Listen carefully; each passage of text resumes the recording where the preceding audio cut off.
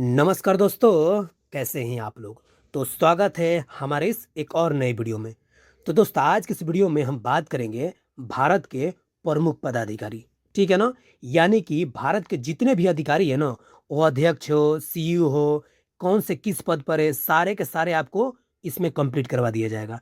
सभी के सभी जो क्वेश्चन होंगे टोटल 70 एमसीक्यू होंगे। ठीक है ना दोस्त। और सारे के सारे क्वेश्चन जो है ना, आपके सभी एग्जामों के लिए, वो सेंट्रल गवर्नमेंट एग्जाम हो या फिर स्टेट गवर्नमेंट एग्जाम हो, सभी के लिए काफ़ी ज़्यादा महत्वपूर्ण होने वाला है। ठीक है ना। और सबसे बड़ी बात क्या है दोस्त, कि ये पूरा ना 2026 का अपडेटेड है, यानी कि अप्रैल 2026 का अपडेटेड क्वेश्चन है। ठीक है ना। तो दोस्त बिल्कुल आपको ध्यानपूर्वक देखना है, सभी क्वेश्चन आपको पूरे महत्वपूर्ण होने वाला है। ठीक है ना। तो चलिए हम आज के पहला प्रश्न शुरू करते हैं, एकदम ध्यानपूर्वक देखते हुए समझते हुए चलिएगा। ठीक है ना दोस्त। तो चलिए आज का जो है पहला प्रश्न क्या है, इसको समझते हुए चलते हैं। तो देखिए पहला प्रश्न क्या है, बोल रहा है कि भारत के जो कैबिनेट सचिव के रूप में आखिर किसे नियुक्त किया गया है। ठीक है ना। कैबिनेट सचिव के रूप में किसे नियुक्त किया गया है। देखिए हम आपको तस्वीरों के माध्यम से लगा दिए हैं, ताकि आपको कहीं भी दिक्कत नहीं, एकदम साफ साफ तरीके से आपको समझते हुए चलना है। ठीक है ना। तो देखिए इसका कैबिनेट सचिव के रूप में किसे नियुक्त किया गया है, तो टीवी सोमनाथन को किया गया है। किसको किया गया है, टीवी सोमनाथन को किया गया है। इसको आप जरूर याद रखिएगा। क्यों, क्योंकि ये क्वेश्चन जो है बार बार आपको कभी भी किसी भी एग्जामों में बिल्कुल पूछते रहते हैं। ठीक है ना। अब हम चलते हैं अपने अगले नंबर प्रश्न पे। अगला वाला जो प्रश्न है ये बोल रहा है, दूसरा नंबर बोल रहा है भारत के जो विदेश सचिव है, कौन है, विदेश सचिव है, आखिर इनमें से किसको नियुक्त किया गया है। ठीक है ना। यानी कि भारत के विदेश सचिव के रूप में किसे नियुक्त किया गया है। ठीक है ना। ऑप्शन है टीवी सोमनाथन, या फिर ऑप्शन नंबर बी है विक्रम मिस्री, या फिर ऑप्शन नंबर सी है गोविंद मोहन, या फिर ऑप्शन नंबर डी है राजेश कुमार सिंह। अब बताइए इसका सही आंसर क्या हो जाएगा। देखिए आपने ना ऑपरेशन सिंदूर में देखा होगा, इनके बारे में, इनका नाम आपने बहुत सुना होगा। ठीक है ना। और आपके सामने ऑप्शन भी है। ठीक है ना। तो बिल्कुल आपको प्रेम से बताते हुए चलना है। ठीक है। तो इसका सही आंसर क्या हो जाएगा, तो ऑप्शन नंबर बी, यानी कि विक्रम मिस्री। ठीक है ना। क्या हो जाएगा, विक्रम मिस्री हो जाएगा। ये क्या है, ये भारत के ना विदेश सचिव है। क्या है दोस्त, भारत के विदेश सचिव है। इनको आप जरूर याद रखिएगा। ठीक है। अब हम चलते हैं अपने अगले नंबर प्रश्न पे। अगला जो प्रश्न क्या है, ये है 3 नंबर। बोल रहा है भारत के जो गृह सचिव है, आखिर इनमें से किसको नियुक्त किया गया है। यानी कि भारत के गृह सचिव के रूप में किसे नियुक्त किया गया है। ठीक है ना। आपको सभी के सभी प्रश्नों में ना आपको इमेज के माध्यम से सारी चीजें लगा दी है, ताकि आपको कहीं भी दिक्कत ना आएगा। ठीक है ना। तो देखिए इसका सही आंसर क्या हो जाएगा, तो ऑप्शन नंबर सी, यानी कि गोविंद मोहन। देखिए ये गोविंद मोहन जी है, इनको भारत के गृह सचिव के रूप में नियुक्त किया गया है। और भर भर के एग्जामों में ना करेंट अफेयर के रूप में ये बार बार क्वेश्चन पूछते रहता है। ठीक है ना। इसीलिए हम ना अप्रैल में, ये पूरा अप्रैल अपडेटेड है, अप्रैल 2026 पूरा अपडेटेड है। ठीक है ना। तो इसके लिए आप निश्चिंत रहिए, ये वीडियो देखिए और सामने जो भी एग्जाम है ना उसमें आप फोड़ कराइए। ठीक है ना। अब हम चलते हैं अपने अगले नंबर प्रश्न को देखते हैं। जो अगला नंबर प्रश्न क्या है, ये है चौथा नंबर। बोल रहा है भारत के रक्षा सचिव। ठीक है ना। बोल रहा है भारत के रक्षा सचिव के रूप में किसे नियुक्त किया गया है। ठीक है ना। तो देख सकते हैं आप, फोटो के माध्यम से देख सकते हैं। तो इनमें से किसको नियुक्त किया गया है, तो राजेश कुमार सिंह को किया गया है। ये हमारे राजेश कुमार सिंह जी है, इनको भारत के रक्षा सचिव के रूप में नियुक्त किया गया है। ठीक है ना। तो इन सब चीज़ों को आप बिल्कुल ध्यान से समझते हुए चलिएगा। तो ऑप्शन नंबर डी हमारा सही आंसर हो जाएगा। ठीक है। अब हम चलते हैं अपने अगले नंबर प्रश्न पे। अगला जो प्रश्न है, ये है आपको प्रधानमंत्री के जो प्रधान सचिव है, इसमें से किसको नियुक्त किया गया, यानी कि प्रधानमंत्री के प्रधान सचिव के रूप में किसे नियुक्त किया गया है। ठीक है ना। ये भी जो है क्वेश्चन आपको काफी बेहतरीन है। ठीक है ना। तो इसका सही आंसर क्या हो जाएगा, तो ऑप्शन नंबर है, यानी कि प्रमोद कुमार मिश्रा। कौन है, प्रमोद कुमार मिश्रा। देखिए यहाँ पर एक चीज समझने वाली बात है, यहाँ पर एक बात ध्यान समझिएगा। जो प्रधानमंत्री के जो प्रधान सचिव है ना, प्रधान सचिव, उनकी ये बात कर रहा है। ठीक है ना। तो इनके 2-3 सचिव होंगे, उनको आप ध्यानपूर्वक समझते चले गए। तो प्रथम सचिव कौन है, प्रधान प्रमोद कुमार मिश्रा। ठीक है ना। अब हम अगले प्रश्न पे चलते हैं।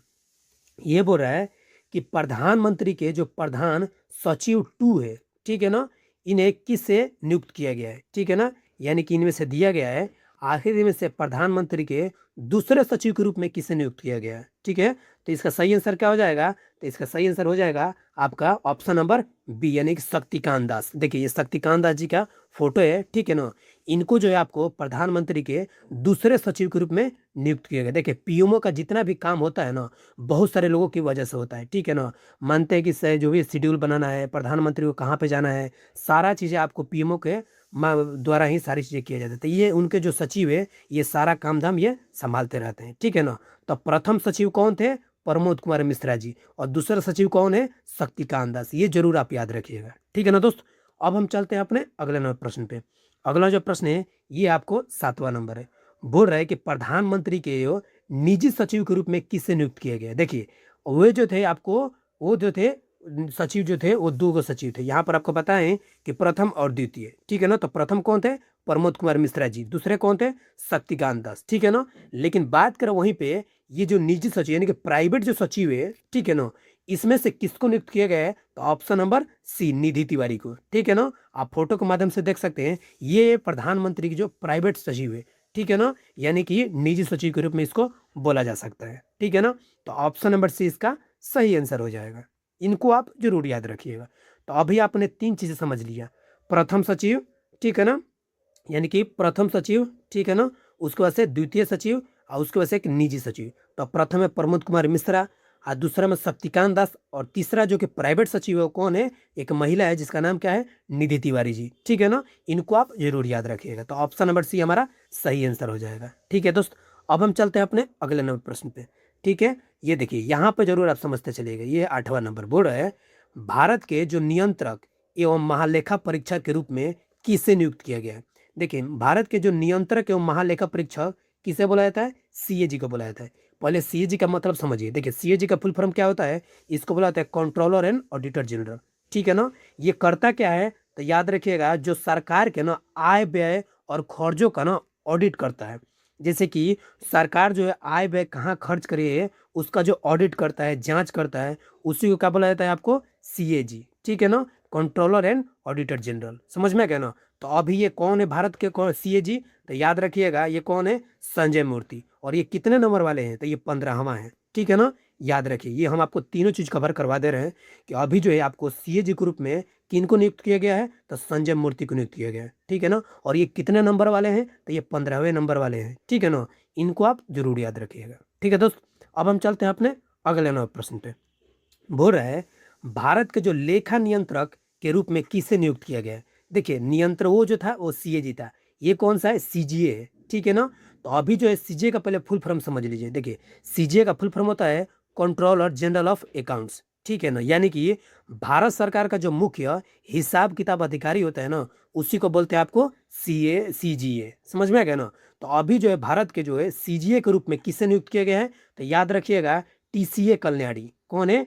टीसीए कल्याणी, ठीक है ना। और ये जो टीसीए कल्याणी है ये कितने नंबर की है? तो ये 29वां नंबर की है। इससे पहले 28 जो है पूरे कंप्लीट हो गए, यानी कि ये 29वें नंबर की जो है सीजीए, यानी कि भारत के लेखा नियंत्रक को बोला जा सकता है। क्या बोला जाता है? लेखा नियंत्रक के रूप में किसे नियुक्त किया गया है? तो टीसीए कल्याणी जी को, ठीक है ना। आप तस्वीरों के माध्यम से भी देख सकते हैं। ये जो है हमारे टीसीए कल्याणी जो है जो कि भारत के सीजीए के रूप में नियुक्त किया गया है। समझ में आ गया ना। अब आपको फुल फॉर्म भी बता दिए, इनका काम क्या है ये भी आपको बता दिए, ठीक है ना। तो ये सारी चीज़ें आप समझते हुए चलिएगा ना तो कहीं भी आपको दिक्कत नहीं हो। कभी कभी फुल फॉर्म पूछ देता है तो आपको तीनों चीज़ इसमें कवर करवाते रहे, ठीक है ना दोस्त।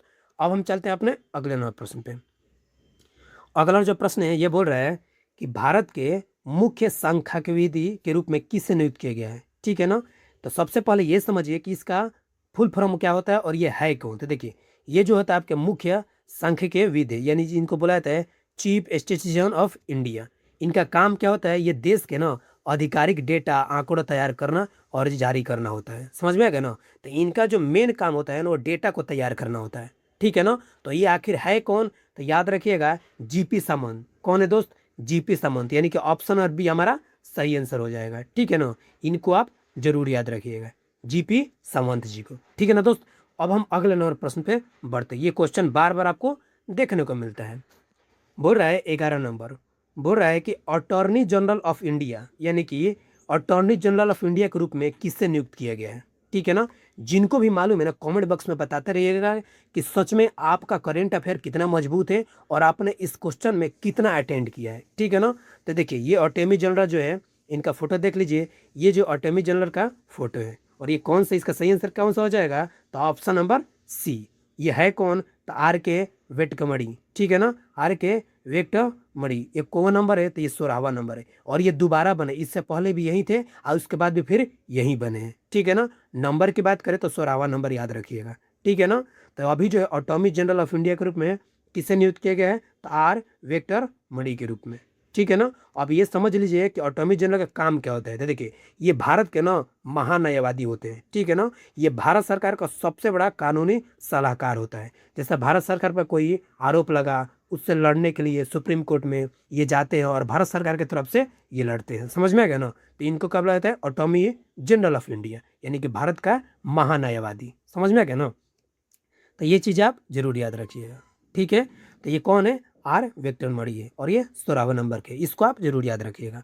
अब हम चलते हैं अपने अगले नंबर पे। बोल रहे हैं सॉलिसिटर जनरल ऑफ इंडिया, यानी कि सॉलिसिटर जनरल ऑफ इंडिया के रूप में किससे नियुक्त किया गया है? ठीक है ना, तो ऑप्शन देख सकते हैं। ऑप्शन नंबर ए है टी.एस. कल्याणी, या फिर ऑप्शन नंबर बी है जी.पी. सामंत, या फिर ऑप्शन नंबर सी है आर.के. वेक्टर मणि, या फिर option number D Tushar Mehta. ठीक है ना, तो याद रखिएगा सॉलिसिटर जनरल ऑफ इंडिया के रूप में किसे नियुक्त किया गया है? तो तुषार मेहता को किया गया है। और ये भी जो तुषार मेहता जी है, ये भी दोबारा हुए, यानी इससे पहले भी यही थे और इसके बाद भी अभी भी यही है, यानी कि तुषार मेहता जी सॉलिसिटर जनरल ऑफ इंडिया के रूप में नियुक्त किया गया है।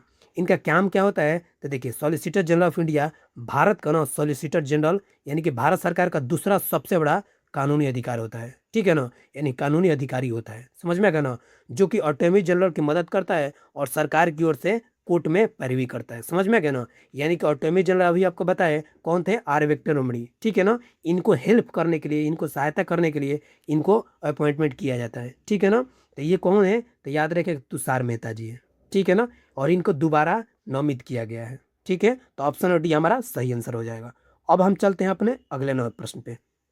अगला और जो है भारत के राजस्व सचिव के रूप में किसे नियुक्त किया गया है? राजस्व सचिव के रूप में किसे नियुक्त किया गया है? तो ऑप्शन नंबर ए किनको किया गया है? अरविंद श्रीवास्तव को किया गया है। किनको किया गया है? अरविंद श्रीवास्तव को किया गया है। ठीक है ना, तो इनको आप जरूर याद रखिएगा। अब हम चलते हैं अपने अगले नंबर प्रश्न पे। बोल रहा है कि उच्चतम न्यायालय के मुख्य न्यायाधीश, यानी कि सुप्रीम कोर्ट के रूप में किससे नियुक्त किया गया? ये तो आपको मालूम ही होगा, लेकिन फिर भी बता देना चाहते हैं किनको किया गया उच्च न्यायालय के मुख्य न्यायाधीश के रूप में? तो जस्टिस सूर्यकांत को किया गया। और ये कितने नंबर वाले हैं? तो 53वें नंबर वाले हैं। इससे पहले कौन थे? तो बी.आर. गवाई थे, और वो कितने नंबर वाले थे? तो 52 नंबर वाले थे। ये बार बार पूछते रहता है, तो इनको आप जरूर याद रखिएगा। यानी कि अभी वर्तमान में सुप्रीम कोर्ट के मुख्य न्यायाधीश कौन है? तो जस्टिस सूर्यकांत जी है। और ये कितने नंबर वाले हैं? तो 53वें नंबर वाले हैं। समझ में आ गया ना, तो ये चीजें आप जरूर याद रखिएगा। अब हम चलते हैं अपने अगले नंबर प्रश्न पे। अगला नंबर जो है कि भारत के लोकपाल अध्यक्ष के रूप में किसे नियुक्त किया गया है? ठीक है ना, लोकपाल अध्यक्ष के रूप में किसे नियुक्त किया गया है? तो याद रखिएगा ऑप्शन नंबर सी, यानी कि अजय माणिकराव खानविलकर। कौन है? अजय माणिकराव खानविलकर। ठीक है ना, इनको नियुक्त किया गया किन के रूप में?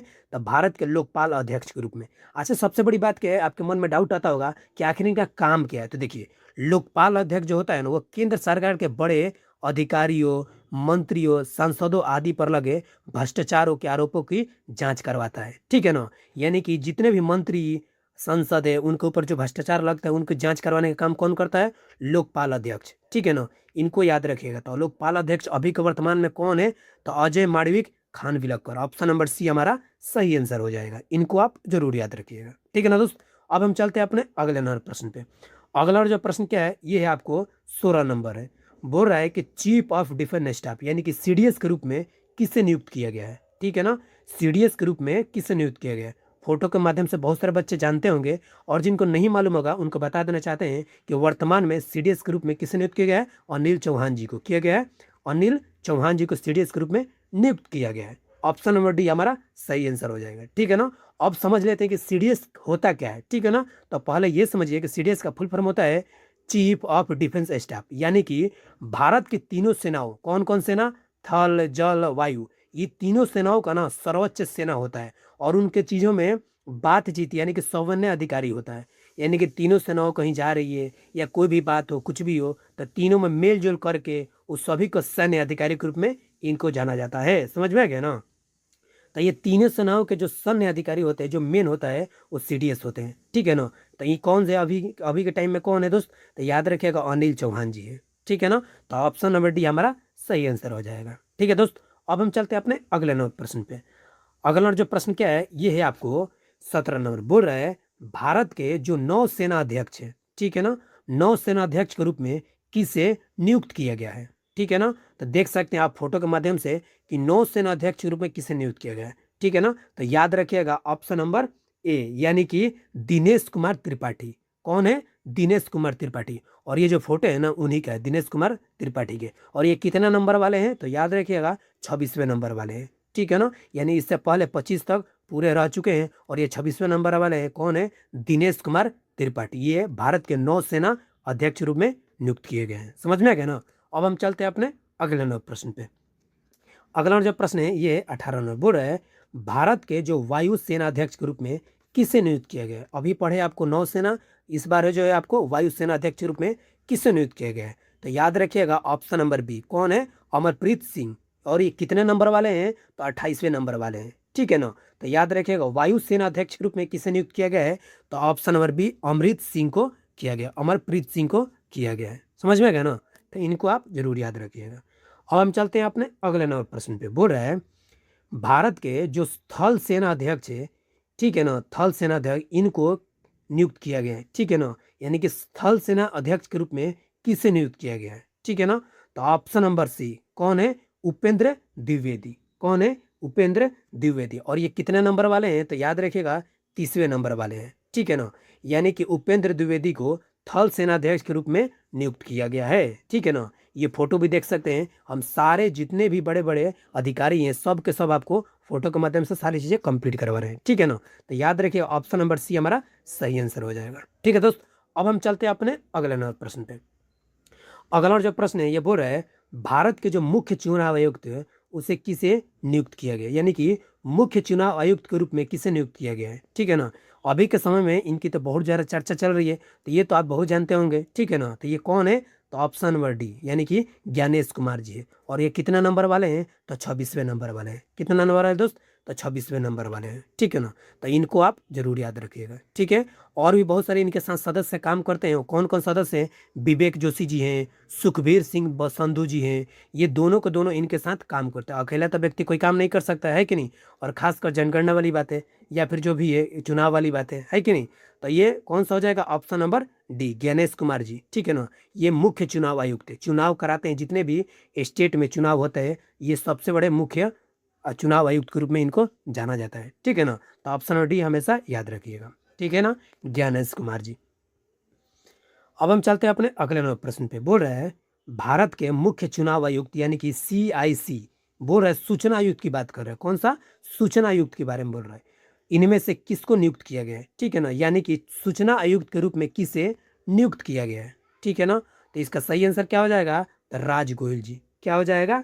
राज गोयल जी। इनको जो है आपको सूचना के रूप में नियुक्त किया गया है, यानी कि भारत के मुख्य सूचना आयुक्त के रूप में नियुक्त किया गया है, ठीक है ना। तो ऑप्शन नंबर है हमारा सही आंसर हो जाएगा। सबसे पहले ये समझ लेते हैं कि आखिर सूचना आयुक्त का काम क्या होता है। तो देखिए यहाँ पर आपको लगा दिए, यहाँ पे भी देख सकते हैं। बोल रहा है मुख्य सूचना आयुक्त यानी कि RTI कानून के तहत जो है केंद्रीय सूचना आयोग का प्रमुख अधिकारी होता है। यानी कि अगर आप RTI लगा के कुछ पूछना चाहते हैं तो उनका ये मेन होता है व्यक्ति, ठीक है ना। यही जो उस चीज़ को आगे बढ़ाता है, वही चीज़ आपको देता है, ठीक है ना। इसका हर चीज़ का एक प्रोसेस होता है, ठीक है ना। तो उसी को बोला जाता है मुख्य सूचना आयुक्त, ठीक है ना। यानी कि CIC के रूप में किसे नियुक्त किया गया है? तो याद रखिएगा राज गोयल जी को। और पूछेगा ये कितने नंबर वाले हैं? तो याद रखिएगा 13वें नंबर वाले हैं। समझ में आ गया ना। तो इनको आप जरूर याद रखिएगा। अब हम चलते हैं अपने अगले नंबर प्रश्न पे। बोल रहा है भारत के राष्ट्रीय मानवाधिकार आयोग के अध्यक्ष के रूप में किसे नियुक्त किया गया है, ठीक है ना। भारत के राष्ट्रीय मानवाधिकार आयोग के अध्यक्ष के रूप में किसे नियुक्त किया गया है, ठीक है ना। तो ऑप्शन नंबर बी, यानी कि कौन हो जाएगा? बी राम सुब्रियम, ठीक है ना। और ये कितना नंबर वाले हैं दोस्त? याद रखिएगा 9वें नंबर वाले हैं, ठीक है ना। तो ऑप्शन नंबर बी हमारा सही आंसर हो जाएगा। इनका काम क्या होता है? तो इनका काम है राष्ट्रीय मानवाधिकार आयोग के अध्यक्ष है। और वह अधिकारी होते हैं जो देश के लोगों के मानव अधिकारों की रक्षा देख रेख करते हैं। समझ में आएगा ना। तो इनका मेनली यही काम है कि जितने भी व्यक्ति हैं उन लोगों का मानव अधिकार का यही काम होता है कि उनका देख रेख, उनके मानवता का हनन न हो, इन सब चीज़ों का देख रेख कौन करते हैं? तो राष्ट्रीय मानव अधिकार आयोग। समझ में आ गया ना। और इनका अध्यक्ष कौन है? तो अभी आपको बताए बी रामा सुब्रियम, ठीक है ना। और ये कितना नंबर वाले हैं? तो याद रखिएगा 9वें नंबर वाले हैं। समझ में आ गया ना। तो ये चीज़ें आप जरूर याद रखिएगा, ठीक है। अब हम चलते हैं अपने अगले नंबर प्रश्न पे। अगला जो प्रश्न है बोल रहा है कि भारत के जो राष्ट्रीय चिकित्सा आयोग के अध्यक्ष के रूप में किसे नियुक्त किया गया है। ठीक है ना, भारत के जो राष्ट्रीय चिकित्सा यानी कि नेशनल मेडिकल आयोग के अध्यक्ष के रूप में किसे नियुक्त किया गया है। तो याद रखिएगा ऑप्शन नंबर सी यानी कि अभिजात चंद्रकांत सेठ। कौन है? अभिजात चंद्रकांत सेठ। इनको आप जरूर याद रखिए। क्यों? कि इनको राष्ट्रीय चिकित्सा आयोग के अध्यक्ष के रूप में नियुक्त किया गया है। ठीक है ना, इनका मेनली काम क्या है? इनका मेन काम है कि राष्ट्रीय चिकित्सा आयोग के जो अध्यक्ष है वह अधिकारी होते हैं जो देश के मेडिकल शिक्षा और डॉक्टरों की व्यवस्था की निगरानी करते हैं। समझ में आ गया ना? तो इनको आप चीज़ों को याद रखिए, हम पूरा समझा कर बता रहे हैं, कहीं भी आपको दिक्कत नहीं होने वाला है। ठीक है ना, तो ऑप्शन नंबर सी हमारा सही आंसर हो जाएगा। ठीक है दोस्त, अब हम चलते हैं अपने अगले नंबर प्रश्न पे। अगला जो प्रश्न क्या है ये है आपको, भारत के केंद्रीय सतर्कता आयोग के जो अध्यक्ष है इनमें से किसको नियुक्त किया गया है। ठीक है ना, यानी कि बात करें तो सीबीसी के रूप में किसे नियुक्त किया गया है। ठीक है ना, तो इसका सही आंसर क्या हो जाएगा? तो ऑप्शन नंबर डी। किन क्या हो जाएगा? परवीन कुमार श्रीवास्तव का। ठीक है ना, ये कितनी बार क्वेश्चन पूछा हुआ है हाल ही में एग्जामों में और आगे भी पूछने की संभावना है, तो इसको आप जरूर याद दीजिए। ठीक है ना, और ये कितने नंबर वाले हैं परवीन कुमार श्रीवास्तव जी? तो ये 19वें नंबर वाले हैं। कितने नंबर वाले हैं? तो 19वें नंबर वाले हैं। ठीक है ना, अब सबसे बड़ी बात क्या है कि सीबीसी है क्या और क्या काम करती है इसके बारे में समझ लेते हैं। देखिए, सीबीसी सेंट्रल विजिलेंस कमीशन बुलाया था, यानी कि केंद्रीय सतर्कता आयोग के जो अध्यक्ष होते हैं वह अधिकारी होते हैं जो सरकारी दफ्तरों में भ्रष्टाचार पर नजर रखते हैं। समझ में आ गया ना? तो आपको पूरी व्याख्या के साथ बताते हुए चल रहे हैं ताकि आपको कहीं भी दिक्कत ना है। ठीक है ना, तो याद रखिएगा परवीन कुमार श्रीवास्तव जी को। ठीक है ना, अब हम चलते हैं अपने अगले नंबर प्रश्न पे। अगला और जो प्रश्न है ये बोल रहा है कि भारतीय प्रतिस्पर्धा आयोग यानी कि सीसीआई के जो अध्यक्ष है इनमें से किसको नियुक्त किया गया है। ठीक है ना, सीसीआई के अध्यक्ष के रूप में किसे नियुक्त किया गया है। ठीक है ना, तो इसका सही आंसर क्या हो जाएगा? तो ऑप्शन नंबर ए यानी कि रवनीत कौर। रवनीत कौर कौन है? तो देख सकते हैं तस्वीरों के माध्यम से लगा दी हैं, ये एक महिला है जो कि सीसीआई के अध्यक्ष के रूप में इनको नियुक्त किया गया है। ठीक है ना, तो ऑप्शन नंबर ए हमारा सही आंसर हो जाएगा। अब समझ लेते हैं कि सीसीआई का काम क्या है। तो पहले ये समझिए कि सीसीआई का फुल फॉर्म होता है कंपटीशन कमीशन ऑफ इंडिया। ठीक है ना, जिनका हिंदी में मतलब होता है कि भारतीय प्रतिस्पर्धा आयोग का काम क्या होता है कि बाजार में निष्पक्षता प्रतिस्पर्धा बनाए रखना और कंपनियों की मनमानी को रोकना। यानी कहने का मतलब क्या हुआ कि कोई कंपनी है कोई सामान को सस्ते दरों पर बेच दे रही है, जैसे छोटे जो दुकानदार है उनको भी क्षति पहुंचता है, तो उन सब कंपनियों पर निगरानी रखती है ताकि जो भी मार्केट में भाव किसी भी चीज़ का ऊपर नीचे नहीं हो पाए। समझ में आ गया ना? तो इन सब चीज़ों को निगरानी रखती है, मनमानी किसी का भी कंपनी के न चल पाए। समझ में आ गया? तो याद रखिए सीसीआई के अध्यक्ष रूप में किसे नियुक्त किया गया है? तो रवनीत कौर को किया गया है। ठीक है ना, देखिए एक दो बार आप देखिएगा ना पूरे दिमाग में बैठ जाएगा। ठीक है ना, और इसका टेलीग्राम पे पीडीएफ दे देंगे, आप जाके आराम से ज्वाइन कर लीजिएगा। ठीक है ना दोस्त, अब हम चलते हैं अपने अगले नंबर प्रश्न पे। अगला जो प्रश्न क्या है ये है आपको, भारतीय राष्ट्रीय महिला आयोग के जो अध्यक्ष है इनमें से किसको नियुक्त किया गया, यानी कि भारतीय राष्ट्रीय महिला अध्यक्ष के रूप में किससे नियुक्त किया गया है। ठीक है ना, तो ऑप्शन नंबर बी यानी किसको नियुक्त किया गया है? विजया किशोर राहटकर। और ये कवि है तो 9वीं अध्यक्ष है, कवि है 9वीं अध्यक्ष है, तस्वीरों के माध्यम से देख सकते हैं। ठीक है ना, ये हमारे भारतीय महिला यानी कि राष्ट्रीय महिला आयोग की अध्यक्ष के रूप में इनको नामित किया गया है। ठीक है ना, यानी कि ऑप्शन बी हमारा सही आंसर हो जाएगा। अच्छा, ये समझ लेते हैं कि आखिर इनका काम क्या होता है। देखिए, इनका काम है कि राष्ट्रीय महिला आयोग के जो अध्यक्ष है वह अधिकारी होते हैं जो महिलाओं के अधिकारों को और सुरक्षा की देखरेख करते हैं। ठीक है ना, तो ये जो है हमारे राष्ट्रीय महिला आयोग के अध्यक्ष के रूप में इनको बनाया गया है। समझ में गया ना? तो ऑप्शन नंबर बी हमारा सही आंसर हो जाएगा। ठीक है ना, अब हम चलते हैं अपने अगले नंबर प्रश्न पे। अगला जो प्रश्न है बोल रहा है यूपीएससी के अध्यक्ष के रूप में किसे नियुक्त किया गया है। देखिए, यूपीएससी के अध्यक्ष के रूप में किसे नियुक्त किया गया है। ठीक है ना, तो इसका सही आंसर क्या हो जाएगा? तो option number C Ajay Kumar को नियुक्त किया गया। समझ में आ गया ना? अच्छा, यूपीएससी का काम क्या हो जाता है तो पहले ये समझ ले, बहुत सारे बच्चों को मालूम भी होगा, आज जिनको मालूम नहीं उनको बता देना चाहते हैं। सबसे पहले इसका फुल फॉर्म समझिए, तो इसका होता है यूनियन पब्लिक सर्विस कमीशन। ठीक है ना, और यूपीएससी अध्यक्ष वो अधिकारी होते हैं जो देश की बड़ी सरकारी नौकरियों की भर्ती परीक्षा की देखरेख करता है, जैसे मानते हैं आईएएस आईपीएस, ठीक है ना, आईएफएस, जितनी बड़ी बड़ी सीडीएस, ठीक है ना, उसके बाद से आपको एनडीए, सब के सब ये यूपीएससी एग्जाम लेता है। ठीक है ना, तो उन्हीं की देख रेख में ये चीज़ें होती रहती है। तो अभी ये कौन से अध्यक्ष किनको बनाया गया है? तो अजय कुमार को बनाया गया है। ऑप्शन नंबर सी हमारा सही आंसर हो जाएगा। ठीक है ना, अब हम चलते हैं अपने अगले नंबर प्रश्न पे।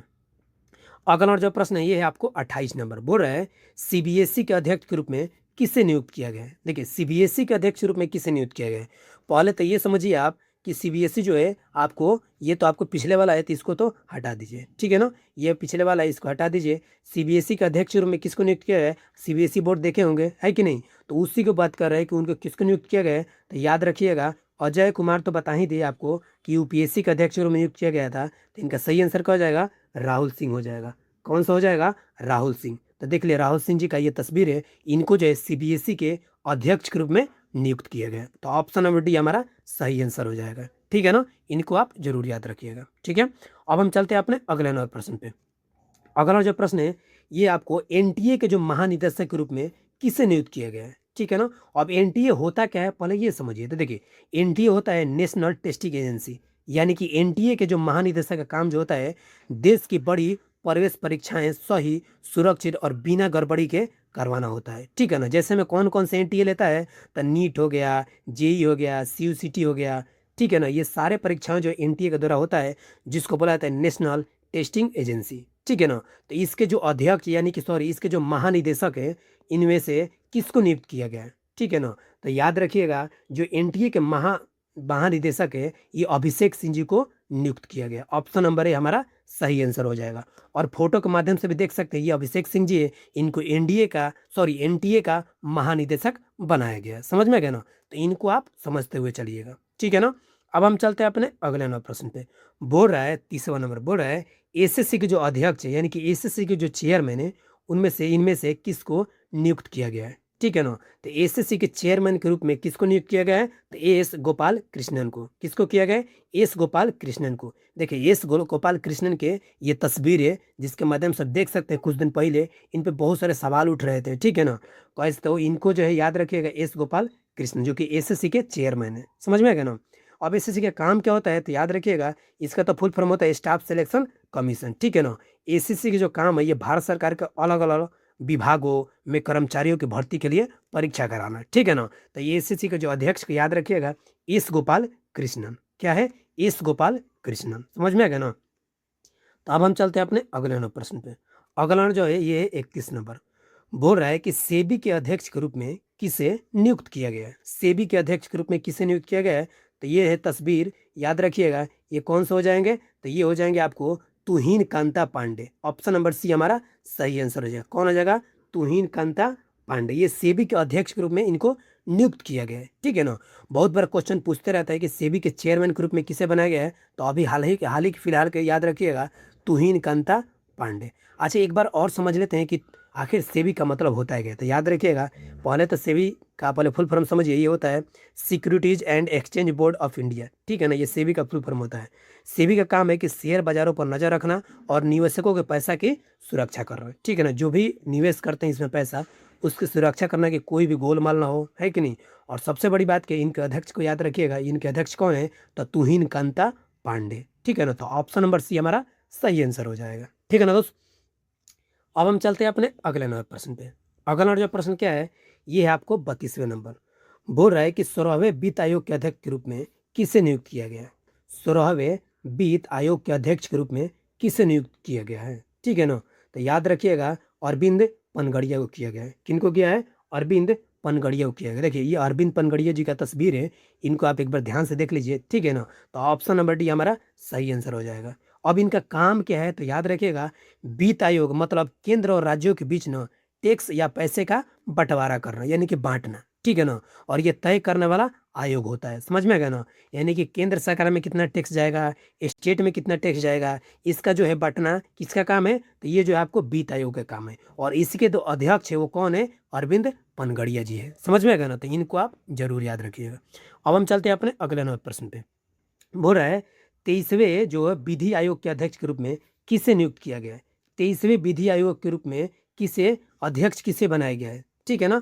तो याद रखिएगा तो ऑप्शन नंबर क्या हो जाएगा, तो ऑप्शन नंबर ए हो जाएगा यानी कि दिनेश महेश्वरी जी हो जाएगा। Option number A Dinesh Maheshwari, ठीक है ना। अब पहले ये समझ लिए कि विधि आयोग का जो काम है ये आखिर क्या काम है। तो विधि आयोग का जो काम होता है ये कानूनों की समीक्षा करते हैं।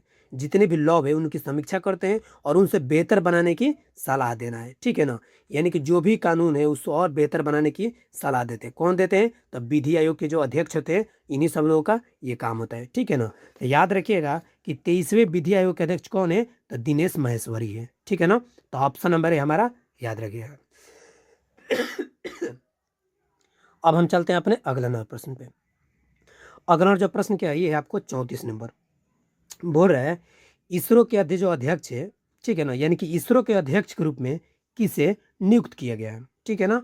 ऑप्शन पे चलते हैं। तो ऑप्शन नंबर है दिनेश माहेश्वरी, या फिर ऑप्शन नंबर बी है डॉक्टर बी नारायणन, या फिर ऑप्शन नंबर सी है समीर बी कामत, या फिर ऑप्शन नंबर डी है राजीव बहाल। अब बताइए इसका सही आंसर क्या हो जाएगा। तो याद रखिएगा जो इसरो के अध्यक्ष है ना, इनमें से किसको नियुक्त किया गया है? तो option number B doctor B Narayanan को। और ये डॉक्टर बी नारायणन कितने नंबर वाले हैं? तो 11वें नंबर वाले हैं। समझ में आ गया ना, इनको आप जरूर याद रखिएगा।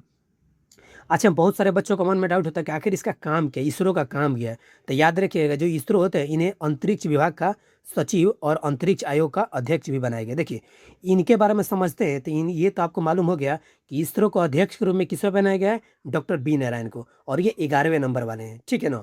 और साथ ही साथ इन्हें और भी चीज़ों को बनाया गया है, ठीक है ना। इनको और भी विभागों को बारे में बनाया गया है। तो देखिए इन्हें जो अंतरिक्ष विभाग का सचिव और अंतरिक्ष विभाग का आयोग का अध्यक्ष भी बनाया गया है। और इसका फुल फॉर्म क्या होता है? इसरो का इंडियन स्पेस रिसर्च ऑर्गेनाइजेशन, ठीक है ना। ये जो आपको रॉकेट छोड़ने का काम करती है, ठीक है ना, ये सारी चीज़ें आपको बनाती रहती है, ठीक है ना। तो इसरो जो है आपको समझ में आ गया। अब हम चलते हैं अपने अगले नंबर प्रश्न पे। अगला जो प्रश्न क्या है, ये है 35 नंबर। बोल रहा है ये डीआरडीओ के बारे में बोल रहा है, ठीक है ना। डीआरडीओ के अध्यक्ष के रूप में किसे नियुक्त किया गया है, ठीक है ना। देखिए डीआरडीओ के अध्यक्ष के रूप में किसे नियुक्त किया गया है। तो पहले ये समझिए डीआरडीओ का फुल फॉर्म क्या होता है। देखिए ये होता है defence research and development organisation, ठीक है ना।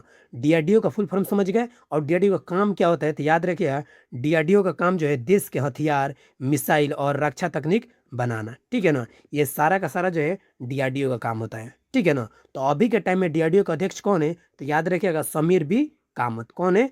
सबीर बी कामत। यानी कि ये दोबारा इन्हीं को बनाया गया है। इससे पहले यहीं थे और इसके बाद भी यहीं है, ठीक है ना। तो सबीर बी कामत जो डीआरडीओ के अध्यक्ष के रूप में इनको बनाया गया है। समझ में आ गया ना। अब हम चलते हैं अपने अगले नंबर प्रश्न पे। अगला जो प्रश्न है बोल रहे हैं आईसीएमआर के महानिदेशक के रूप में किसे नियुक्त किया गया? आईसीएमआर, ठीक है ना। तो आईसीएमआर के महानिदेशक के रूप में किसे नियुक्त किया गया है? तो राजीव बहाल को किया गया है। किसको किया गया है? राजीव बहाल को। ऑप्शन नंबर डी हमारा सही आंसर हो जाएगा, ठीक है ना। अब हम समझते हैं कि आईसीएमआर का काम क्या है। तो पहले इसका फुल फॉर्म समझ लीजिए कि आईसीएमआर का फुल फॉर्म क्या होता है? Indian council of medical research, ठीक है ना। यानी कि भारतीय आयुर्विज्ञान अनुसंधान परिषद होता है, ठीक है ना। अब इसका काम क्या है? तो आईसीएमआर वो संस्था है जो भारत में लोगों की सेहत सुधारने के लिए वैज्ञानिक शोध करती है। समझ में आ गया ना। तो आईसीएमआर का समझ गए सारी चीज़ें। इनका जो अध्यक्ष है जरूर याद रखिएगा राजीव बहाल जी है, ठीक है ना। राजीव बहाल जी आईसीएमआर के अध्यक्ष के रूप में जाने जाते हैं। समझ में आ गया ना। अब हम चलते हैं अपने अगले नंबर प्रश्न पे। अगला नंबर जो है बोल रहा है भारत के मुख्य वैज्ञानिक सलाहकार यानी कि पीएएस के रूप में किसे नियुक्त किया गया है, ठीक है ना। तो याद रखिएगा कि मुख्य जो वैज्ञानिक सलाहकार होते हैं ना, उनको किसके रूप में नियुक्त किया गया है? तो अजय कुमार सूद को, ठीक है ना। अजय कुमार सूद को जो है वैज्ञानिक सलाहकार के रूप में नियुक्त किया गया है। अजय कुमार सूद जी का ये तस्वीर देख सकते हैं। ये अजय कुमार सूद जी है जो कि वैज्ञानिक सलाह देते हैं भारत सरकार को कि ये बेहतर है कि ये बेहतर है। समझ लिए ना। तो वही चीज़ यहाँ पर बताया गया है कि पहले ये समझिए कि मुख्य वैज्ञानिक सलाहकार यानी कि प्रिंसिपल साइंटिफिक एडवाइजर, ठीक है ना, ये भारत सरकार का सबसे बड़ा विज्ञान सलाहकार होता है। समझ में आ गया ना।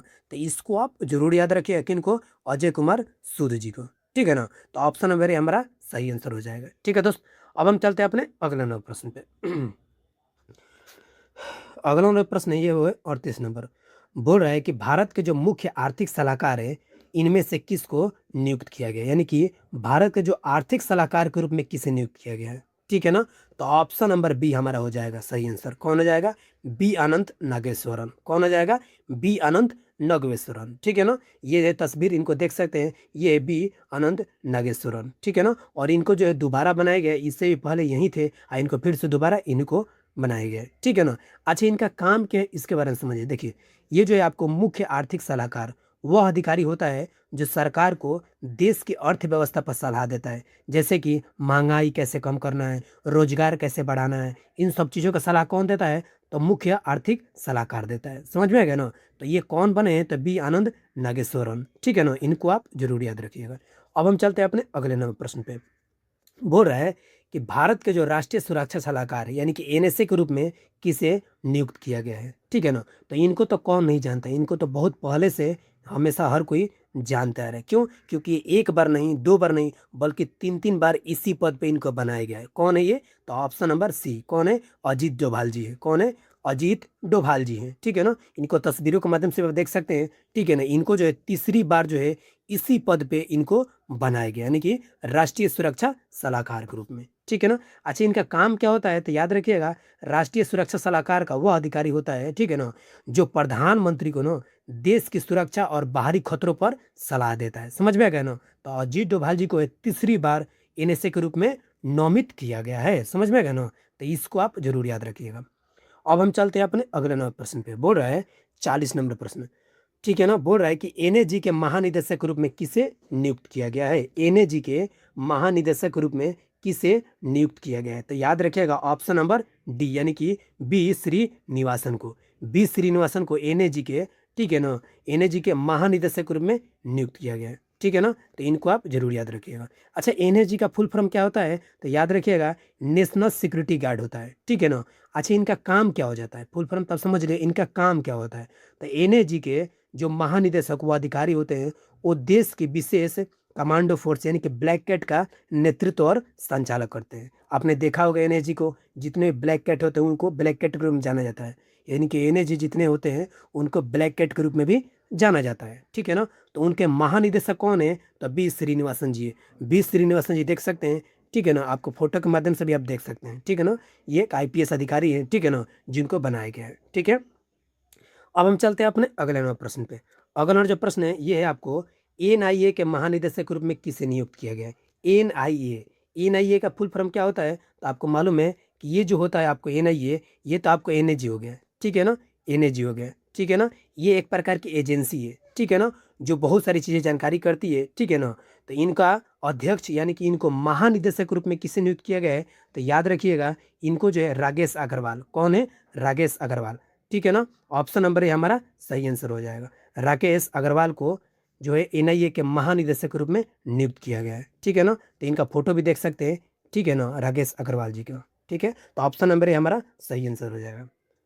अब हम चलते हैं अपने अगले नंबर प्रश्न पे। ठीक है ना? देखिए, तो हर एक क्वेश्चन जो है आपके लिए काफ़ी इंपॉर्टेंट, इसलिए बिल्कुल ध्यानपूर्वक समझते हुए चलिएगा। ठीक है ना? बोल रहे हैं 42 नंबर कि सीबीआई के जो प्रमुख के रूप में किसे नियुक्त किया गया है? देखिए, सीबीआई के जो प्रमुख होते हैं आखिर इनमें से किसे नियुक्त किया गया है? ठीक है ना? तो याद रखिए इनको नियुक्त किया गया है तो ऑप्शन नंबर बी यानी कि परवीन सूद को किया गया है। किनको किया है? परवीन सूद को किया गया है। और सबसे बड़ी बात क्या है कि ये पहले भी इसी पद पे यही थे और इसके बाद भी यही बनाए गए, इनकी दोबारा इनको बनाया गया। किनको? परवीन सूद को। परवीन सूद की तस्वीरें देख सकते हैं, यहाँ पे सारी चीज़ें लगा हुआ है। ठीक है ना? तो परवेज सूद जी को सीबीआई के प्रमुख के रूप में नियुक्त किया गया है। अच्छा, सीबीआई का काम क्या होता है? तो अभी आपको बताया है कि सेंट्रल ब्यूरो ऑफ इन्वेस्टिगेशन। ठीक है ना? यानी कि सीबीआई का जो प्रमुख काम होता है वो बड़े अपराध, घोटाले और भ्रष्टाचार के मामलों की जांच की देखरेख करना होता है। समझ में आ गया ना? तो याद रखिए परवेज सूद जी को, इनको जो है सीबीआई के प्रमुख के रूप में बनाया गया है। ठीक है दोस्त, अब हम चलते हैं अपने अगले नंबर प्रश्न पे। अगला जो प्रश्न है ये है आपको 43 नंबर। बोल रहा है कि आईबी के जो प्रमुख हैं, ठीक है ना, आखिर इनमें से किसको नियुक्त किया गया है? ठीक है ना? तो आईबी के जो प्रमुख है आखिर वो किसको बनाया गया है? तो याद रखिएगा तपन कुमार डेका। किनको बनाया गया है? तपन कुमार डेका को। ठीक है ना? और इससे पहले भी तपन कुमार डेका ही थे और अभी भी तपन कुमार डेका ही, यानी कि इनको दोबारा बनाया गया है। ठीक है ना? तो इनको आप जरूर याद रखिएगा। अच्छा, आईबी का काम क्या है? तो पहले इसका फुल फॉर्म जान लेते हैं। देखिए, आईबी का फुल फॉर्म होता है इंटेलिजेंस ब्यूरो। ठीक है ना? इनका काम क्या होता है? तो इनका प्रमुख काम है देश के अंदर की खुफिया जानकारी जुटाना और सुरक्षा खतरों पर सरकार को सतर्क करना। समझ में आ गया ना? तो इंटेलिजेंस ब्यूरो जो होता है ना, इनका मेनली यही काम होता है कि सरकार को आगाह करना, खुफिया जानकारी जुटाना। ठीक है ना? इनका यही सब काम होता है। समझ में आ गया ना? इनका फुल फॉर्म बता ही रहे, इंटेलिजेंस ब्यूरो होता है। और इनको अभी के टाइम में प्रमुख कौन है? तो तपन कुमार डेका जी है। समझ में आ गया? तपन कुमार डेका जी का आप तस्वीर भी देख सकते हैं, सामने लगा हुआ है। ठीक है ना दोस्त। अब हम चलते हैं अपने अगले नंबर प्रश्न पे। बोल रहा है कि ईडी के जो निदेशक के रूप में किसे नियुक्त किया गया है। जो ईडी के निदेशक है, आखिर इनमें से किसको नियुक्त किया गया है? तो ऑप्शन नंबर डी, किनको किया गया है? राहुल नवीन जी को किया है। राहुल नवीन जी को है ईडी के निदेशक के रूप में नियुक्त किया गया। और ये क्वेश्चन कितनी बार पूछते रहता है, तो इनको आप जरूर याद रखिएगा। ठीक है ना। अच्छा, ईडी का काम क्या होता है पहले ये समझ लिए। ईडी का फुल फॉर्म होता है इन्फोर्समेंट डायरेक्टर। ठीक है ना। और ईडी का काम काले धन, मनी लॉन्ड्रिंग और आर्थिक अपराधों की जांच करना होता है। ठीक है ना। तो मेनली इन लोगों का सब काम होता है कि जितने भी आपराधिक आर्थिक आपराधिक काम हो उनको जांच करना, जैसे कि मनी लॉन्ड्रिंग हो गया, काले धन हो गया, इन सब चीज़ों की जांच करता है। ठीक है ना। तो इनको आप जरूर याद रखिएगा, किनको? राहुल नवीन जी को। ठीक है दोस्त। अब हम चलते हैं अपने अगले नंबर प्रश्न पे। अगला जो प्रश्न है ये है आपको, सीआईएसएफ के महानिदेशक के रूप में किसे नियुक्त किया गया है? सीआईएसएफ के महानिदेशक के रूप में किसे नियुक्त किया गया है? ठीक है ना। तो याद रखिएगा ऑप्शन नंबर ए, यानी कि परवीन रंजन जी को। ये परवीन रंजन जी है, इनको जो है सीआईएसएफ के महानिदेशक के रूप में नियुक्त किया गया है। ठीक है ना। अच्छा, सीआईएसएफ का फुल फॉर्म क्या होता है? तो सेंट्रल इंडस्ट्रियल सिक्योरिटी फोर्स। ठीक है ना। यानी कि सीआईएसएफ के महानिदेशक वो अधिकारी होते हैं जो इस बल का नेतृत्व करते हैं और बड़े सरकारी संस्थाओं जैसे में एयरपोर्ट, उद्योगों की सुरक्षा देखरेख करते हैं। यानी कि नेतृत्व कौन करते हैं? तो परवीन रंजन जी। किसका नेतृत्व करते हैं? सीआईएसएफ का। ठीक है ना। और ये जितने भी फोर्सेस है, इसका काम क्या है? आपने गए एयरपोर्ट पर, तो आप लोग गए ही होंगे, वहाँ पर जितने भी लगे होते हैं ना फोर्सेस, वो सब के सब क्या होते हैं? सीआईएसएफ होते हैं। ठीक है ना। तो इन सब चीज़ों को आप जरूर याद रखिएगा। ठीक है ना दोस्त। अब हम चलते हैं अपने अगले नंबर प्रश्न पे।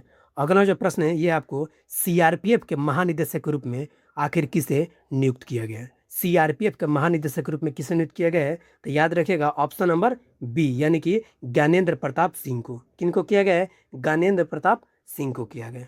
ठीक है ना। अच्छा, सीआरपीएफ का फुल फॉर्म क्या होता है? तो ये होता है आपको सेंट्रल रिजर्व पुलिस फोर्स। ठीक है ना। इसका काम क्या होता है? तो इसका काम है देश में कानून व्यवस्था बनाए रखना, दंगे रोकना, आंतरिक सुरक्षा संभालना। देखते होंगे कहीं कहीं बहुत सारे दंगे हो जाते हैं जो कि वहाँ के स्टेट पुलिस से नहीं संभल पाता है, तो फिर सीआरपीएफ को उतारना पड़ता है कि नहीं? तो इनके जो है महानिदेशक कौन है सीआरपीएफ के? तो ज्ञानेंद्र प्रताप सिंह जी है। यानी कि ऑप्शन नंबर बी हमेशा याद रखिएगा। ठीक है ना दोस्त। अब हम चलते हैं अपने अगले नंबर प्रश्न पे। हम आपको देख रहे हैं ना, सारी चीज़ें आपको कंप्लीट करवा रहे हैं। आपको यहाँ पर तो क्वेश्चन भी बता रहे हैं एमसीक्यू के लेवल, उसके बाद आपको यहाँ पर सारी चीज़ें भी थ्योरी के माध्यम से भी कंप्लीट करवाते रहे। ठीक है ना दोस्त। तो अगर दोस्त आप यहाँ तक पहुँचे हैं, अगर वीडियो सच में अच्छा लग रहा है ना, तो दोस्त एक लाइक जरूर करते जाइएगा। ठीक है ना। और चैनल को तो बिल्कुल सब्सक्राइब करके ही जाइएगा। ठीक है ना। क्योंकि अगर आप लाइक कमेंट छोटा भाई करते हैं ना, छोटा सा भी कमेंट करते हैं, तो हमें एक हौसला मिलता है। ठीक है ना, मोटिवेशन मिलता है आगे वीडियो बनाने का। ठीक है ना। तो प्लीज़ एक बार जरूर बताते चलिएगा वीडियो कैसा लग रहा है। ठीक है ना दोस्त। अब हम चलते हैं अपने अगले नंबर प्रश्न पे। बोल रहा है कि बीएसएफ के जो महानिदेशक के रूप में किसे नियुक्त किया गया है? ठीक है ना। तो देखिए याद रखिएगा, जो बीएसएफ के महानिदेशक है वो कौन है? परवीन कुमार जी है। कौन है? परवीन कुमार जी। इनको जो है बीएसएफ के महानिदेशक के रूप में नियुक्त किया गया है। अच्छा, बीएसएफ का काम क्या है? इनके जो फुल फॉर्म क्या है? तो याद रहे ये हो जाए बॉर्डर सिक्योरिटी फोर्स है। ये बॉर्डर पे जैसे में बीएसएफ का काम है देश के सीमाओं की रक्षा करना और सीमा पर घुसपैठ को रोकना। ठीक है ना। यानी कि बीएसएफ का मेन काम है बॉर्डर सिक्योरिटी गार्ड है। ठीक है ना। ये इनके बॉर्डर सिक्योरिटी फोर्स है जो कि बॉर्डरों की सुरक्षा करते हैं और घुसपैठ को रोकते हैं। तो अभी जो है इनके बीएसएफ के महानिदेशक कौन है? तो परवीन कुमार जी है। फोटो भी लगा दी, आप देख सकते हैं। ठीक है ना। अब हम चलते हैं अपने अगले प्रश्न पे। अगला जो प्रश्न है ये बोल रहे आईटीबीपी के महानिदेशक के रूप में किसे नियुक्त किया गया? आईटीबीपी के महानिदेशक के रूप में किसे नियुक्त किया गया है? ठीक है ना। तो इसका सही आंसर क्या हो जाएगा? तो ऑप्शन नंबर हो जाएगा आपको डी हो जाएगा। यानी कि ऑप्शन नंबर डी हो जाएगा, शत्रुजीत सिंह कपूर हो जाएगा। ये आईटीबीपी के महानिदेशक के रूप में इनको बनाया गया है। किनको? शत्रुजीत सिंह कपूर को। ऑप्शन नंबर डी हमारा सही आंसर हो जाएगा। ठीक है ना। अच्छा, एक और चीज़ समझ लेते हैं कि आईटीबीपी का फुल फॉर्म क्या होता है? तो इंडो तिब्बत बॉर्डर पुलिस होता है। ठीक है ना। Indo Tibet police border police होता है। इनका काम क्या है? तो ये इनका काम जो है भारत चीन सीमा की सुरक्षा करना और पहाड़ी इलाकों में देश की रक्षा करना। समझ में आएगा ना। यानी कि जो इंडिया और चीन वाला जो बॉर्डर है ना, इंडिया और चीन वाला बॉर्डर, वहाँ पे जो आपको किसको लगाया जाता है? आईटीबीपी को लगाया जाता है। ठीक है ना।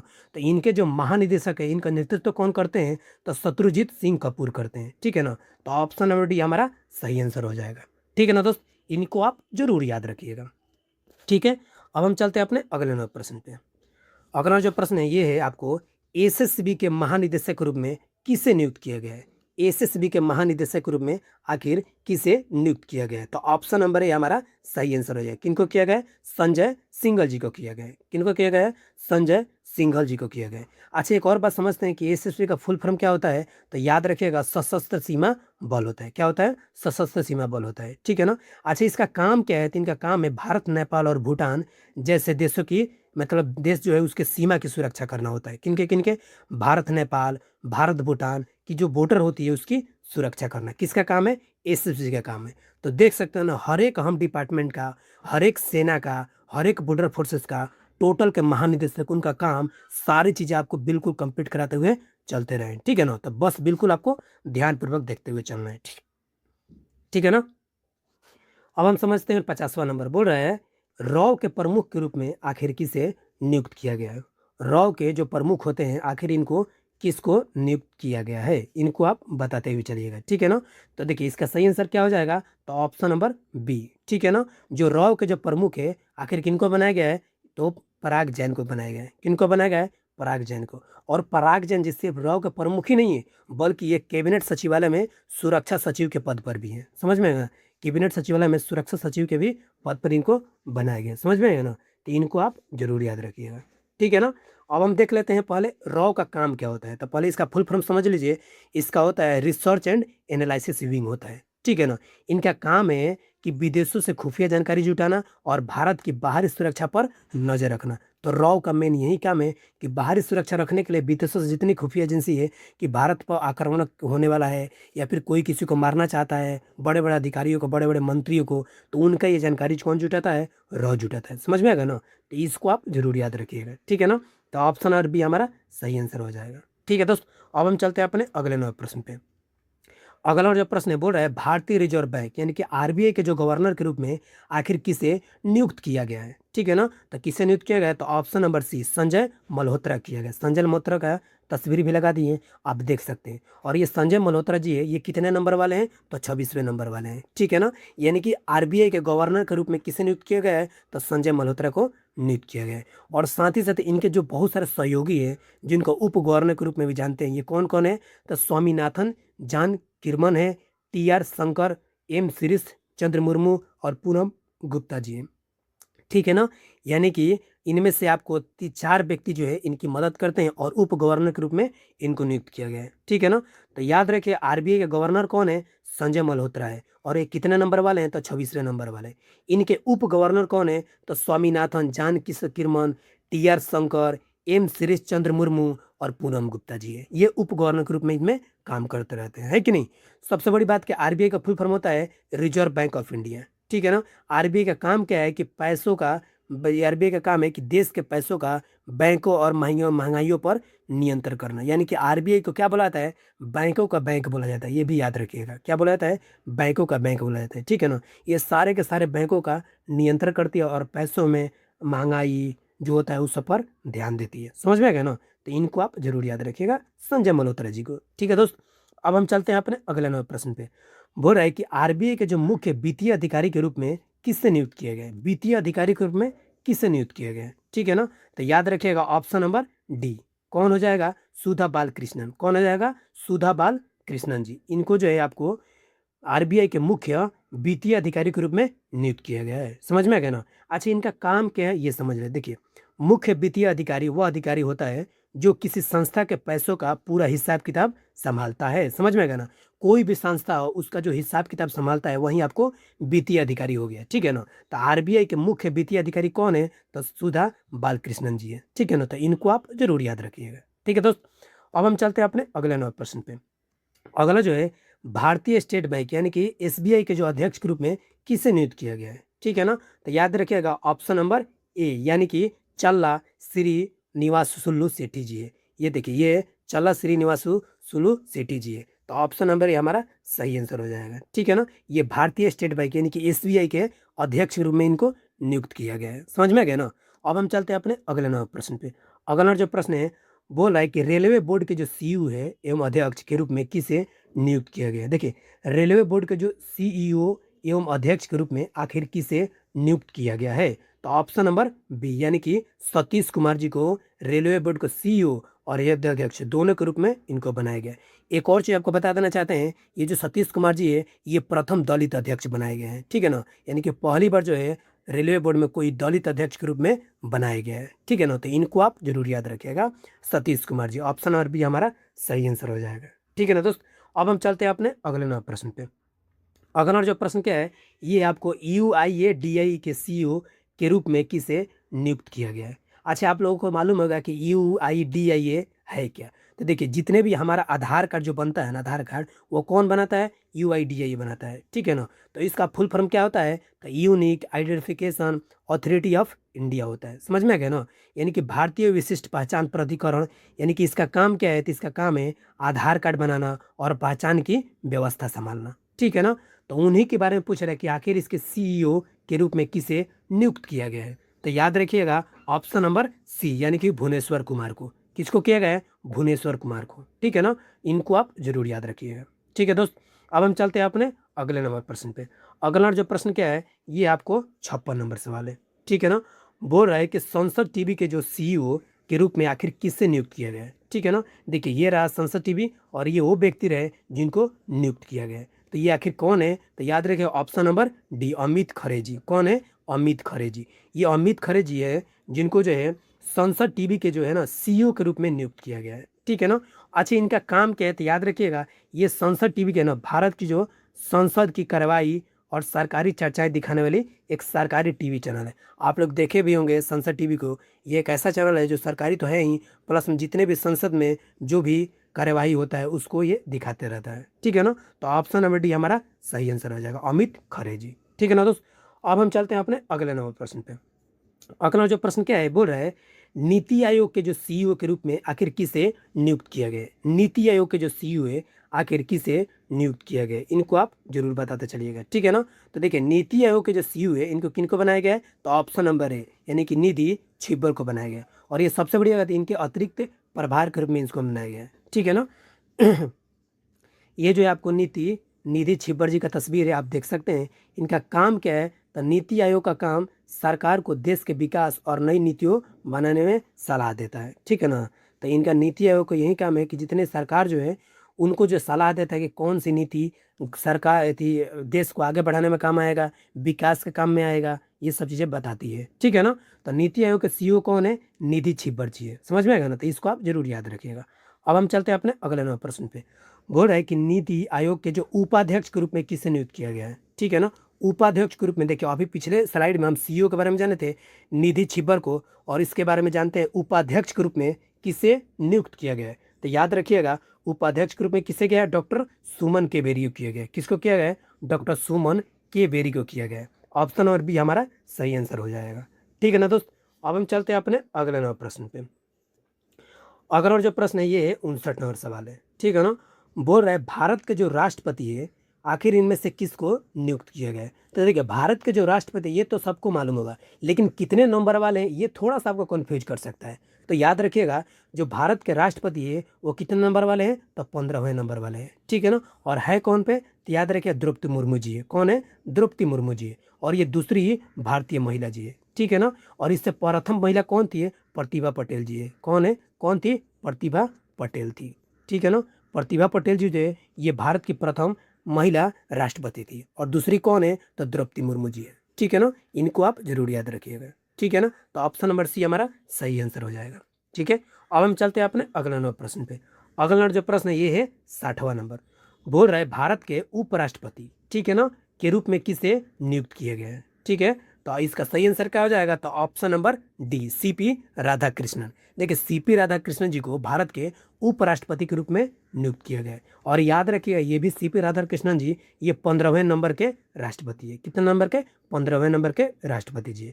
और याद रखिए राष्ट्रपति और उपराष्ट्रपति दोनों को दोनों 15वें नंबर के हैं, ठीक है ना। ये चीज़ें आप जरूर याद रखिएगा, ठीक है ना। दोनों के दोनों 15वें नंबर के हैं, ठीक है ना। तो ऑप्शन नंबर डी हमारा सही आंसर हो जाएगा। अब हम चलते हैं अपने अगले नंबर प्रश्न पे। बोल रहा है 61 नंबर। बोल रहा है कि 18वीं लोकसभा अध्यक्ष के रूप में किसे नियुक्त किया गया है, ठीक है ना। 18वीं लोकसभा अध्यक्ष के रूप में किसे नियुक्त किया गया है। तो याद रखिएगा इसका सही आंसर क्या हो जाएगा, तो option number A, Om Birla जी को नियुक्त किया गया। किसको किया गया, ओम बिरला जी को नियुक्त किया गया। तस्वीर देख सकते हैं ओम बिरला जी का। अच्छा, इनका काम क्या है तो याद रखिएगा, ये लोकसभा अध्यक्ष के यानी कि लोकसभा की कार्यवाही चलाने वाला सदन का प्रमुख अधिकारी होते हैं। ठीक है ना, लोकसभा जो भी कार्यवाही चलता है उनका प्रमुख अधिकारी कौन होता है, तो ये आपको ओम बिरला जी यानी कि लोकसभा के अध्यक्ष होते हैं। ठीक है ना, अब हम चलते हैं अपने अगले नंबर प्रश्न पे। अगला जो प्रश्न है ये बोल रहा है 18वीं लोकसभा में विपक्ष के नेता के रूप में किसे नियुक्त किया गया है। तो ये तो आपको सबको मालूम है, किनको नियुक्त किया गया है, तो राहुल गांधी जी को किया गया है। किनको किया गया है, राहुल गांधी जी को किया गया है। समझ में आ गया ना। अब हम चलते हैं अपने अगले नंबर। बोल रहा है कि राज्यसभा में सदन के जो नेता है के रूप में किसे नियुक्त किया गया है।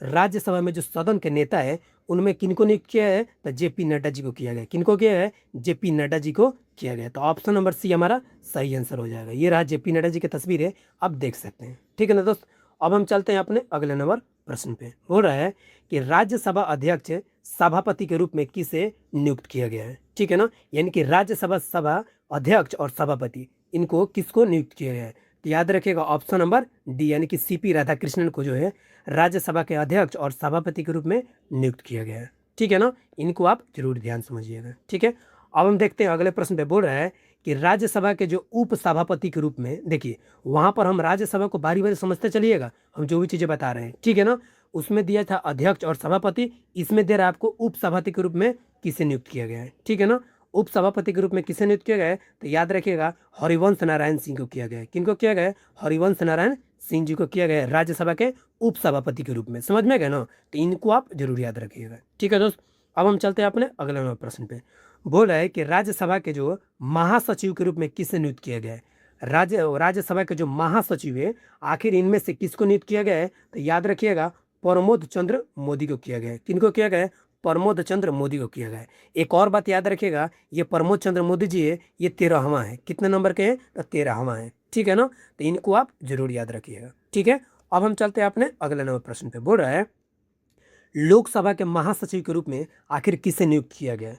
लोकसभा के जो महासचिव है आखिर इनमें से किसको नियुक्त किया गया है, तो याद रखिएगा उत्पल कुमार सिंह को किया गया। किसको किया गया है, उत्पल कुमार सिंह को किया गया। ऑप्शन नंबर सी हमारा सही आंसर हो जाएगा। ठीक है ना दोस्त, तो अब चलते हैं अपने अगले नंबर प्रश्न पे। दोस्त देखिए, आपका बिल्कुल समय नहीं गंवाया जाएगा, 1 to 1 करके सारे के सारे प्रश्नों को बिल्कुल आपको ध्यान दिलवा दिया जाएगा। ठीक है ना, ताकि आपको कहीं भी दिक्कत ना है। ठीक है, बोल रहा है कि लोक लेखा समिति के जो अध्यक्ष है आखिर इनमें से किसको नियुक्त किया गया है, यानी कि लोक लेखा समिति के अध्यक्ष के रूप में किसे नियुक्त किया गया है, तो याद रखिएगा ऑप्शन नंबर डी यानी कि के.सी. वेणुगोपाल। कौन है, के.सी. वेणुगोपाल को जो है लोक लेखा समिति के अध्यक्ष के रूप में इनको नियुक्त किया गया है। अच्छा, एक और बात समझिए कि लोक लेखा समिति के जो अध्यक्ष होते हैं आखिर उनका काम क्या होता है, तो याद रखिएगा लोक लेखा समिति, ठीक है ना, यानी कि पीएसी जो कि सरकार के खर्च और सरकारी पैसों के हिसाब की जांच करने वाली संसदीय समिति होती है। ठीक है ना, तो इनको आप जरूर याद रखिएगा। किनको, के.सी. वेणुगोपाल जी को। ठीक है ना, इसलिए हम सभी व्यक्तियों का तस्वीर भी लगा दिए ताकि आपके दिमाग में हर एक चीज़ बैठ जाए, ताकि आपको कहीं भी दिक्कत ना है। ठीक है ना दोस्त, अब हम चलते हैं अपने अगले नंबर प्रश्न को देखते हैं। बोल रहा है प्राक्कलन समिति के जो अध्यक्ष है आखिर इनमें से किसको नियुक्त किया गया है। ठीक है ना, प्राक्कलन समिति के अध्यक्ष के रूप में किससे नियुक्त किया गया है। ठीक है ना, तो याद रखिएगा संजय जायसवाल को किया गया है। किसको किया गया है, संजय जायसवाल को किया गया है। संजय जायसवाल जी की तस्वीर देख सकते हैं यहाँ पे आपको लगा हुआ है। अच्छा, प्राक्कलन समिति का काम क्या है, तो याद रखिएगा प्राक्कलन समिति का जो सरकार के खर्च का अनुमान जांचने और बचत के सुझाव देने वाली संसदीय समिति होती है। समझ में आ गया ना, तो प्राक्कलन समिति का मेनली यही काम होता है। ठीक है ना, कि सरकार के खर्चों का अनुमान और उसके जांचने और बचत के सुझाव देने वाली संसदीय समिति है। ठीक है ना, तो इनके जो अध्यक्ष कौन है, तो संजय जायसवाल जी है। ऑप्शन नंबर ये हमारा सही आंसर हो जाएगा। ठीक है ना, तो अब हम चलते हैं, आज वीडियो का अंतिम सवाल है और ये प्रश्न जो है काफी इंपॉर्टेंट होने वाला है। तो बोल रहा है सार्वजनिक उपक्रम समिति के जो अध्यक्ष है आखिर इनमें से किसको नियुक्त किया गया है। किनको, सार्वजनिक उपक्रम समिति के अध्यक्ष के रूप में किसको नियुक्त किया गया है, तो याद रखिएगा बैजयंत पांडा को किया गया है। किसको किया गया है, बैजयंत पांडा को किया है, यानी कि ऑप्शन नंबर बी हमारा सही आंसर हो जाएगा। ठीक है ना, अच्छा सबसे बड़ी बात कि इनका काम क्या है, तो याद रखिएगा सार्वजनिक उपक्रम समिति यानी कि सरकारी कंपनियों के काम काज और खर्चों की जांच करने वाली संसदीय समिति होती है।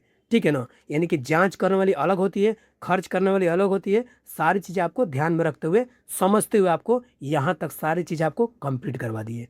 ठीक है ना, यानी कि बैजनाथ पांडा जो है ये सार्वजनिक उपक्रम समिति के अध्यक्ष है। इनको आप जरूर याद रखिएगा। ठीक है ना।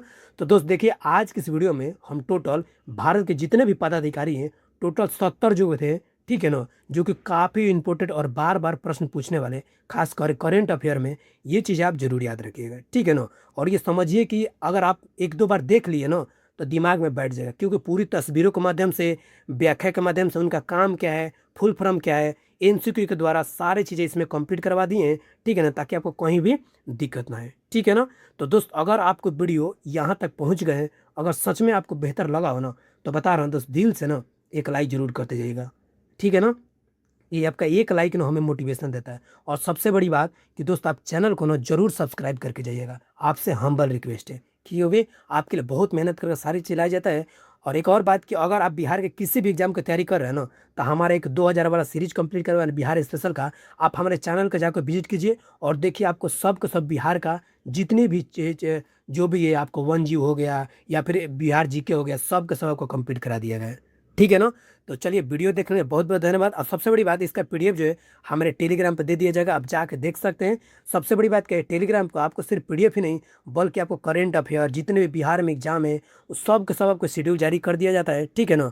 उसके बाद से आपको आराम से जाके वहाँ पे ज्वाइन कर लेना है, कहीं भी आपको दिक्कत नहीं होगी, ठीक है ना। टेलीग्राम का लिंक हम डिस्क्रिप्शन में दे देंगे, ठीक है ना। चलिए मिलते हैं नेक्स्ट वीडियो में, तब तक के लिए बाय।